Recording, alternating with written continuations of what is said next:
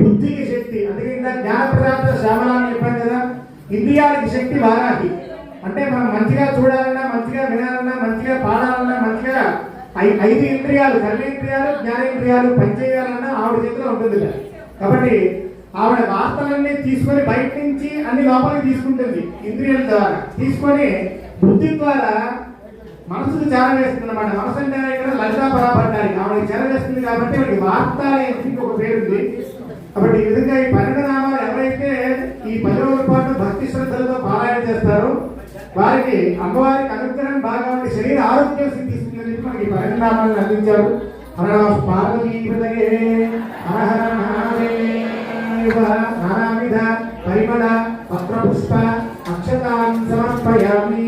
2 లక్షల శ్రీచక్రం మీద వేయండి. ధూపం సప్తమే భూతామై